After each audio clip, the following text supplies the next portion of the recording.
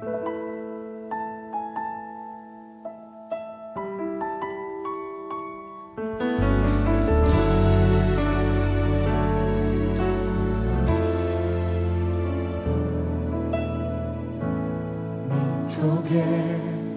가슴마다 피 묻은 그리스도를 심어 이 땅에 푸르고 푸른 그리스도의 계절이 오게 하소서. 오늘 누가복음 7장 21절부터 23절까지 말씀을 같이 보았습니다. 누가복음 7장 21절부터 23절까지 말씀. 침례 요한과 예수님의 그 비교를 같이 볼 수가 있는데요. 침례 요한하고 예수님하고 둘 중에 누가 더 훌륭하겠어요? 누가 더 훌륭한가 보면 여러분, 그 당시에는요 침례 요한이 훨씬 훌륭했습니다. 왜 그렇게 사람들이 생각을 했냐면, 침례 요한이라는 사람은 그들이 생각할 때 거의 완벽한 지도자예요. 그들이 생각할 때 거의 완벽한 지도자인데, 예수님은 자기들이 볼 때 좀 부족한, 불완전한 지도자예요. 그러니까 하는 행동이 침례 요한이 훨씬 더 훌륭했습니다. 그 사람들이 생각할 때는요. 그런데 침례 요한이 예수님에 대해서 소개를 이제 해놓고, 그리고서 가만히 이렇게 자기도 보니까 예수님이 완벽한 분은 아니야, 이 침례 요한도 생각할 때. 그래서 이제 예수님에 대해서 진짜 당신이 정말 메시아인가? 이제 의문이 있을 정도였단 말이에요. 근데 이제 제자들을 보고 그럼 확인 좀 한번 해봐라, 그럴 수 있잖아요, 진짜. 그러니까 제자들이 확인을 하는 거예요. 예수님이 하는 말이 침례 요한한테 가서 얘기해줘라, 이런 걸 지금 하고 있다, 얘기해줘라 라고 해서 이런 오늘 본문의 말씀을 얘기한 거예요. 소경이 보고 못 걷는 사람이 걷고, 나병 환자가 깨끗함 받고, 귀 먹은 사람이 듣고, 죽은 자 살아나고, 가난한 사람에게 복음이 전파된다. 이게 그 사람들에게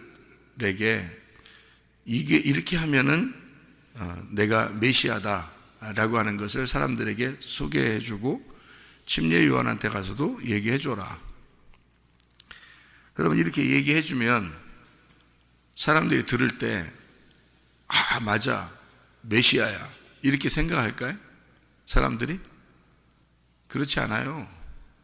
이렇게 얘기한다고 해서 막 우러러보고 메시아라고 생각하고 그러지 않습니다. 왜 그러냐면 구약의 율법에 사는 사람들은 있잖아요, 이런 걸 크게 중요하게 생각하지 않았습니다. 이미 그 사람들은 율법을 지키고 있느냐, 율법 지키지 않고 있느냐, 그게 중요한 문제였지, 이런 건 별로 문제가 안 됐어요. 그 사람들은 율법을 지키는 거에 대해서 굉장히 중요하게 생각하니까, 그 사람들은 오히려 소경이나 절뚝발이나 뭐 병든 자나 이런 사람들 보잖아요, 가난한 사람 이런 사람 보잖아요, 그 사람들은 저주받았다고 생각한 거예요. 율법으로 보면은 이미 저주를 받았기 때문에 하나님이 그들을 저주했는데 사람이 그들과 상대한다? 그거는 별로 중요한 게 아니란 말이에요. 하나님의 입장에서 볼 때 그렇다라고 사람들은 생각을 하고 있었던 때예요. 그러니까 오히려 부자들, 오히려 잘 되는 사람들, 오히려 성공하는 사람들과 자기들은 함께 하려고 하죠. 왜냐하면 하나님이 복을 내려주셨으니까. 그 사람들은 하나님이 복을 내려주신 사람들이니까 우리는 하나님 복 받은 사람들하고 같이 있어야 된다라고 생각을 하던 그런 때니까, 그렇게 복을 받았다는 말은 율법을 잘 지켰다라고 생각하는 거거든요. 그러니까 그런 시대에 예수님의 반대들하고 상대하고 있다는 것이 그들이 볼 때 굉장한 메시아다 이렇게 여기기가 쉽지 않죠. 그런 시대니까. 그런데 예수님이 그런 얘기를 이제 하는 거예요. 그러면서 이제 예수님이 하는 말이 실족하지 아니하면 좋겠다. 나로 말미암아 실족하지 아니하는 자가 복이 있도다 이렇게 이야기를 합니다. 이어서 그렇게 얘기하는 이유가 바로 그래서 그래요. 이런 말을 해도 사람들이 안 믿으니까. 이런 말을 해도 이건 메시아의 자세 이런 거라고 뭐 깊이 생각을 안 해요, 사람들이. 왜냐하면 율법을 지킨 자가 복을 받고 복을 받은 자는 건강하고 부자가 되어야 당연한 거라. 여러분 교회 와서 혹시 어떤 사람이 건강치 못하거나 가정에 문제가 생기거나 사업에 문제가 생기면 대뜸 여러분이 속으로 생각할 때 어떤 생각이 들어요? 혹시 문제가 있는 게 아닌가? 그렇게 생각하는 사람들이 구약 율법의 사람들이었어요. 바리새인들. 그렇게 생각하는 사람들이. 그러니까 소경, 절뚝발이, 병든 자, 못 보는 자, 귀 먹은 자 그런 사람들하고 상대했다? 저 뭐야? 이렇게 되는 거죠. 율법적으로 보면은 율법을 지켜야 복을 받고 복을 받은 사람은 잘 돼야 되는 거예요. 율법적으로 보면. 그렇잖아요? 그런데 반대하고만 상대하고 있다? 그걸 메시아다고 믿으라고? 그러면 이거는 오히려 그걸 믿으라고 하는 게 이게 실족하게 만드는 거지. 그런 걸 믿어라. 반대를 믿어라는 얘기인데 반대를 믿어라. 그러니까 사람들은 땅에서 보는 거니까 땅의 입장에서 율법의 입장에서 이렇게 보니까 말이에요. 하늘의 입장에서 생각하고 얘기하는 거를 이쪽 땅에서는 도저히 이해가 안 되잖아요. 반대니까. 그러니까 꼬리를 머리라고 그래 이렇게 말하면 사람들이 이해가 되냐고. 머리를 머리라고 해 그래야 이해가 되는 거지. 그죠? 근데 꼬리가 머리야 머리가 꼬리야 그렇게 얘기하면은 이쪽 듣는 사람들이 실족할 거 아닙니까? 실족한다는 말이 스칸달론인데요. 이 스칸달론이라는 말이 스캔들 같은 거 있죠? 스칸달론이 스캔들 일으키는 그런 거예요. 그러니까 뭔가 혼란을 주는 거예요. 넘어지게 하는 거, 거치는 거, 걸림돌. 그거를 스칸달론이라고 그래요. 오해하게 만든다. 시험에 빠진다. 한마디로 말하면 예수님이 말하는 건 다 시험에 빠지는 거란 얘기예요. 이 땅에서 볼 때는 반대니까 예수님이 말하는 그 자체가 걸림돌이고 거치는 겁니다. 그러니까 예수님은 이 땅에 거침돌로 오신 거죠. 그런데 예수를 믿고 나면 그 거침돌이 우리에게 거침돌이 아니라 교회를 세우는 반석이 되는 거죠. 우리가 예수를 믿게 되면. 그런데 예수를 믿지 않는 사람들이 볼 때는 예수님은 순 거침돌이란 말이에요. 왜냐하면 시험을 주니까 자기들이 원하는 거대로 말하지 않으니까. 그죠? 자기들이 원하는 거는 율법을 잘 지켜 너희들이 그러면 복 받을 거야. 그러면 너희들이 부자가 될 거고 건강하게 될 거다. 이게 정상이거든요. 그런데 교회 와서도 사람들 사실 교회 와서 대부분 어떻게 생각해? 잘 되는 사람 보고 복 받는 사람들 보고 그러면 은근히 이렇게 좀 은근히 이렇게 좀 이렇게 부러워하죠. 부러워하면서 저 사람은 정말 복 받았는가 봐 이렇게 생각하죠. 복 받았는가 봐. 그게 이제 그 복 받았는 건 복은 맞아요. 복은 맞았는데 하늘의 복은 아니잖아요. 땅의 복을 받았는가 봐 이래야 되거든요. 땅의 복을 참 많이 받았는가 봐 이래야 돼요. 그러니까 그 복은 구약의 율법의 복이에요, 여러분. 구약의 율법의 복이 그거예요. 그러니까 지금 구약과 신약을 완전히 나누는 지금 장면이 예수님과 침례 요한에 나누는 장면이에요. 그러니까 침례 요한과 예수님이 지금 갈라지는 그 시점이라고요. 그러니까 이게 지금 은혜냐 아니면 율법이냐, 구약의 복음이냐, 신약의 복음이냐. 구약의 복음으로 봐서는 잘 되는 게 복음이에요. 그래서 신약의 복음에서는 그게 아니고 잘 되는 건 넘어뜨려 버려야 되는 거예요. 그리고 소경을 만들어야 되는 거예요. 귀머거리를 만들어야 되는 거예요. 죽은 자를 만들어 버려야 되는 거예요. 그래 예수가 와서 그를 부활시키죠. 눈을 뜨게 하고 귀 먹은 걸 듣게 하고 절름발이를 걷게 하고, 그게 다 성경의 내용을 설명해 주려고 하는 거였거든요. 근데 그거를 구약의 입장에서 볼 때는 전혀 반대적인 얘기를 지금 하는 거잖아요.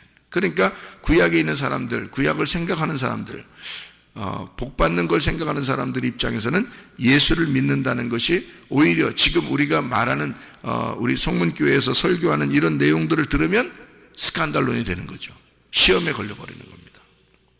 왜 꼭 저렇게 얘기해야 돼? 이렇게 말할 수밖에 없는 그런 내용들을 예수님이 얘기하는 거란 말이에요. 그러니까 구약의 율법과 신약의 은혜를 전혀 반대인데 요거를 갖다가 나누는 시점, 그 시점이 지금 여기 장면이에요. 그러니까 사람들은 침례 요한을 훨씬 더 메시아처럼 생각을 했어요. 굉장한 분이다. 저 사람은 굉장한 분이다 라고 생각을 했어요. 침례 요한을요. 왜 그렇게 생각을 했냐면 거의 완벽한 지도자상이에요. 그래서 그 침례 요한을 훌륭하게 생각했어요. 자기들이, 그러니까 그 왕까지도요, 침례 요한이 말하는 거를 이렇게 막 가슴에 막 찔리면서도 침례 요한의 말을 위대하게 봤어요. 침례 요한을 그 정도로 위대한 사람이라고 생각했습니다. 그러면 침례 요한이라는 사람이 어떤 그 사람이는 거의 완벽한 사람이었다는 말이거든요. 거의 완벽한 사람. 완벽하다는 걸 어떻게 여러분 생각해요? 완벽하다는 걸? 여러분, 구약의 율법은요, 사람을 완벽한 걸 봅니다. 무슨 말이냐면요, 선악과는요, 사람을 완벽하냐 아니냐 그걸 봐요. 선악과는. 근데 생명나무는 이 사람을 완벽하냐 완벽하지 않느냐 그렇게 보는 게 아니라, 그럼에도 불구하고 온전하냐, 하나님이 그래도 온전하게 했느냐, 그걸 보는 거예요. 그러니까 생명나무는 사랑이죠. 덮어주는 사랑. 그런데 선악과는요, 완벽한 것을 봅니다.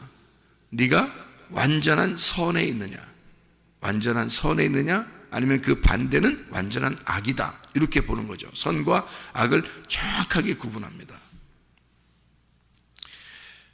그러니까 그 사람들이 생각할 때 침례 요한은, 생각해 봐요. 침례 요한은 나시린이에요. 나시린. 태어날 때부터 나시린이었어요. 구약의 나시린은 어떻게 하나요? 포도주 안 먹습니다. 특징이 포도주 안 먹고 거룩하게 삽니다. 완전히 구별돼서 사람들보다 완전히 구별된 거룩한 삶을 살아야 돼요. 그 완벽한 거룩한 삶을 완전히 재현하고 이루어서 사는 사람이 침례 요한이에요. 그 전에 나시린들보다도 가장 완벽한 나시린의 삶을 사는 사람이 침례 요한이에요. 그 당시에. 그런데 예수님은 그 침례 요한과 전혀 다른 삶을 사는 거예요. 반대적인 삶을 살아요. 와서 포도주 마시죠. 즐기죠. 세리들하고 창녀들하고 같이 있죠. 죄인들하고 같이 있죠. 자기들이 생각할 때는 저건 저주를 받아서 하나님의 복을 받지 못하고 율법을 지키지 않아서 율법에 의하여 넘어진 자들, 죄인들, 세리들, 창녀들, 이런 사람들하고 같이 있는 거예요. 이해가 안 되죠. 율법적인 그 사람들의 입장에서 볼 때는 선악의 눈으로 딱 보면은 완전함에 이르는 침례 요한은 완전한 거고요. 나시린이니까. 저 사람은 나시린으로서의 삶을 완벽하게 산 사람이란 말이에요. 침례 요한은. 그러니까 그 나시린이 오히려 메시아가 되죠. 자기들의 입장에서는. 근데 예수님은 그런 삶이 아니에요. 완전 반대적인 삶을 삽니다. 그러니까 오히려 사람들은 침례 요한 보고 메시아냐고 물어봤어요. 요한복음 1장을 보면 여러분 잘 아시죠? 요한복음 1장에 사람들은 당신이 메시아입니까? 라고 그리스도입니까? 라고 사람들이 물어봤어요. 침례 요한한테. 근데 침례 요한이 뭐라 그래요? 나는 메시아가 아니야. 나는 그리스도가 아니야. 내 뒤에 오시는 분이 그리스도인데 나는 그의 길을 준비하는 광야에 외치는 자의 소리야. 그렇죠? 그리고 예수님을 보라 세상 죄를 지고 한 하나님의 어린 양이로다 라고 소개하잖아요. 침례 요한이. 사람들이 침례 요한을 메시아처럼 그리스도처럼 여겼다고요. 굉장한 사람으로 여겼습니다. 그 당시에. 실제로 그랬다는 거죠. 근데 오히려 예수님은 반대적인 삶을 사니까 침례 요한도 의문을 가질 정도예요. 이건 너무한 거 아닌가? 그리스도가 오면 이상하다. 그러니까 자기가 침례를 주고 세상죄를 지고 가는 어린 양이로다 했는데 이상해. 좀 뭔가 좀 달라. 하는 행동이 달라. 그래서 이상하게, 그렇지 않아도 이상하게 생각해서 제자들을 보내가지고 알아봐라. 좀 뭐라고 얘기하는지. 이렇게 할 정도란 말이에요. 그러니까 자기가 봐도 이상한데 사람들이 보면 얼마나 이상하겠어요. 그러니까 왜 이상하냐면 지금 제가 얘기했던 대로 율법적인 삶으로 봐서는 예수님이 반대예요. 반대적인 삶을 살아요. 율법적인 분, 그러니까 선악의 눈으로 보잖아요. 그러면 이상한 거죠. 선과 악으로 정확하게 갈라서 보면 침례 요한이 훨씬 더 훌륭한 사람입니다. 예수님도 한마디 했어요. 한마디 했는데 사람들이, 율법적인 사람들 입장에서는 도저히 이 말이 이해가 안 되는 거거든요. 근데 예수님은 속에 무슨 마음을 가지고 얘기한 거예요. 그렇죠? 그러니까 이게 반드시 스칸달론, 넘어져 버리죠. 선악의 눈으로 보면요, 사람을 어떨 때 그 따르고 싶고, 그러냐면 완벽할 때 따르고 싶어요. 그래서 자기는 완벽하지 못하니까 누군가를 완벽한 사람, 지도자를 찾아서 그 사람을 찾아가거든요. 그게 침례 요한입니다. 그 완벽한 지도자가요. 그들이 볼 때, 구약에 있는 율법의 사람들이 볼 때 침례 요한이 완벽한 지도자인데 예수님은 그들이 볼 때 불완전한, 진짜 하나님의 은혜를 받아야 될 만한 사람, 저 사람은 하나님의 은혜를 받지 않으면 도저히 해결되지 않는 사람이다 라고 생각되는 사람이 예수님이란 말이에요. 사람들이 볼 때는 그 정도로 침례 요한을 위대하게 볼 때였단 말이죠. 그 침례 요한이 그렇게 훌륭한 사람인데 자기 제자들을 예수님에게 보냅니다. 보내서 자기는 이제 끝났다. 이제 사역이 끝나고 예수님의 사역이 시작되었다. 그러니 그를 알아봐라. 자, 뭐예요? 자기 제자들을 누구에게 보내고 있다? 예수님에게 보내고 있다. 그러면 자기 제자들을 나에게서 끊고 예수님에게 보내고 있는 거죠. 제자들이 그쪽으로 가고 싶겠냐고요. 침례 요한의 제자로 있는 게 훨씬 더 나은데. 왜냐하면 이 지도자가 훨씬 더 훌륭하니까. 그런데 예수님에게 가서 있어야 된다? 침례 요한은 자기 제자들을 예수님에게 보낸다? 쉬운 일이겠어요? 아니죠. 쉬운 일이 아니죠. 제자들 입장에서도 쉬운 일이 아니고요. 침례 요한의 입장에서도 쉬운 일이 아니에요. 완벽하게 그가 확인이 되지 않았는데 예수님에게 자기 제자들을 보낸다. 이것도 지금 어려운 일이죠. 그런 상태예요, 지금 이게. 그런데 예수님은 이 상태에서 율법과 복음을 정확하게 나누는 그런 이야기들이거든요. 여러분 보세요. 여러분이 이 목사가 아무리 훌륭하고 완벽하게, 나는 완벽하게 내가 보이려고 그렇게 하는 게 아니에요. 나도 나의 삶을 살아야 돼요. 나의 삶이 그리스도에게 복음을 받고 살아야 되는 그런 사람이에요. 저도. 그러니까 나를 따르는 게 아니라 나는 누구에게 여러분을 보내야 돼? 예수님에게 보내야 돼. 자꾸 나는 그러니까 여러분을 나에게 오라고 하지 않고 나를 그렇게 바라보라고 하지 않고 자꾸 예수의 말씀을 전해서 예수에게 보내요. 예수님은 이런 분이다. 복음은 이런 것이다. 하나님은 이런 것이다. 하나님의 마음이 이렇다라고 자꾸 하나님에게 여러분을 보내려고 한다고요. 나에게 오라고 하지 않고 하나님에게 보내려고 그런다. 그게 지도자의 마음이 되어야 된다는 것입니다. 근데 사람들은 목사들을 많이 따라요. 훌륭한 목사, 대단한 목사, 그런 막 따라요. 그러면 진짜 대단한 목사가 침례 요한만큼 대단한 목사가 있었나? 없죠. 근데 그 침례 요한은 어떻게 했어요? 자기에게 있는 제자들을 예수님에게 자꾸 돌려보내잖아요. 예수님에게 보내려고 한다고요. 자기는 끝났다. 예수님에게 보내.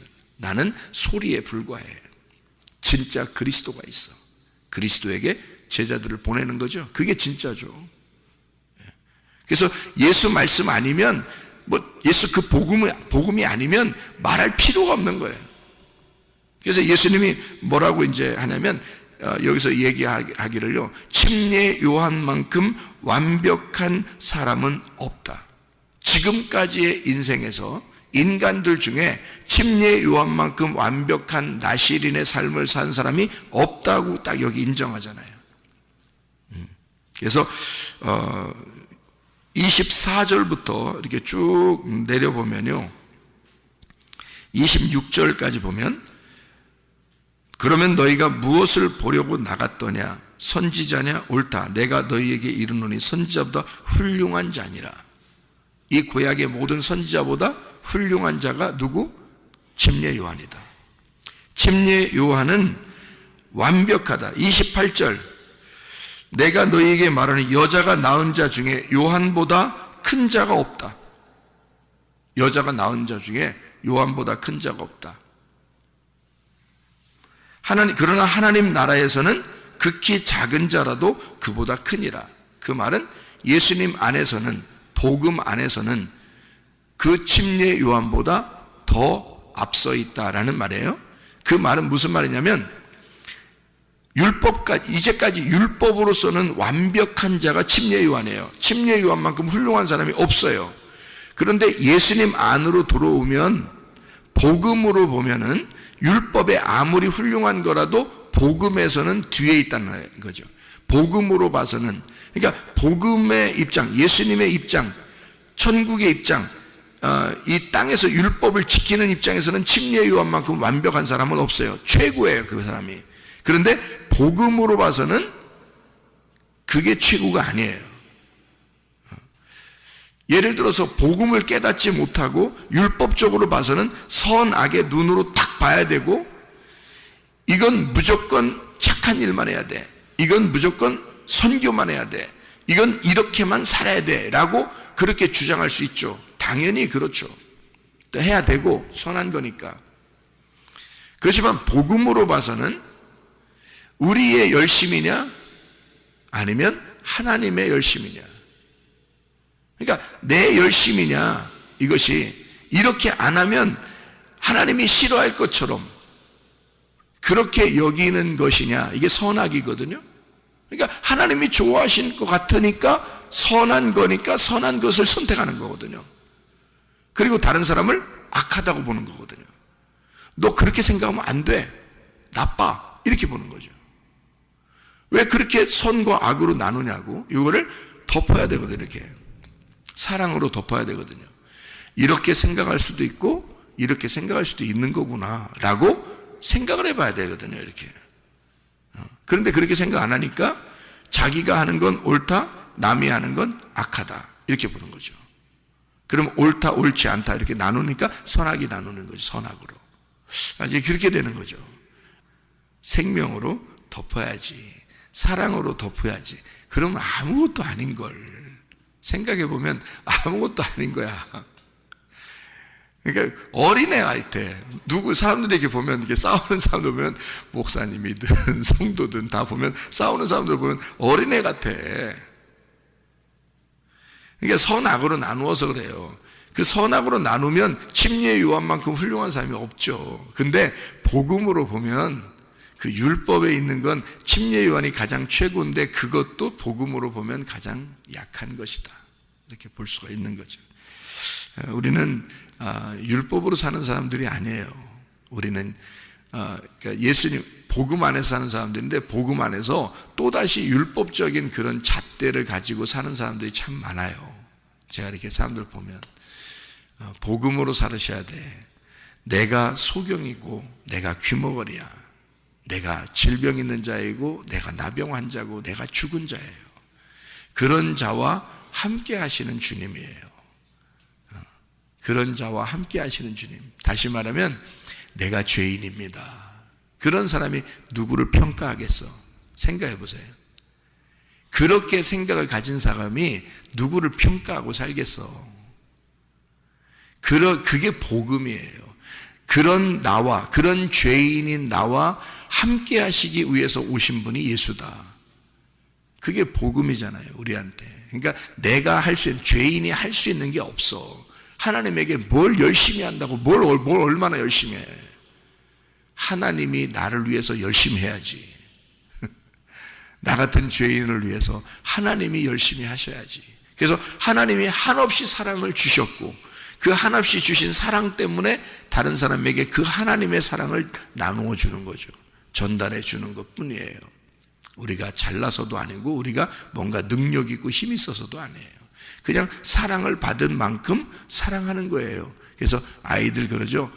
한없이 부모가 사랑하면 그 아이들이 사랑을 배워. 그래서 또 사랑할 수가 있어요. 근데 부모가 계속 선하게 잣대로 놓고 이 아이를 평가한 아이는 이 아이가 자라나서 자기도 다른 사람을 그렇게 평가하며 살아요. 여러분, 그래서 한없이 사랑하는 게 필요하다. 부모는 그런 것이다. 하나님 아버지의 마음이 그렇다는 걸 설명해 주는 자가 부모이다. 다시 말하면 우리들이 보통 얘기할 때 사랑받은 자가 사랑할 수가 있다라고 얘기하는 게 딱 맞는 말이에요. 하나님에게 사랑받을 수밖에 없는 자가 우리들이에요. 사랑받을 수 있는 자격이 없는데 사랑받은 자들이 우리들이에요. 그래서 그 사랑을 받은 자가 그 사랑을 다시 나눠줄 수가 있는 거죠. 그 말이 복음을 받은 자가 복음을 나눠줄 수가 있는 것이다. 복음을 깨닫고 살아야지 율법으로 살면 우리는 선하게 잣대로 볼 수밖에 없다. 복음으로 살면 사랑으로 덮고 살아갈 수가 있다. 오늘도 그 복음 안에 사랑으로 사는 사람들 다 되시기를 바랍니다. 기도하겠습니다.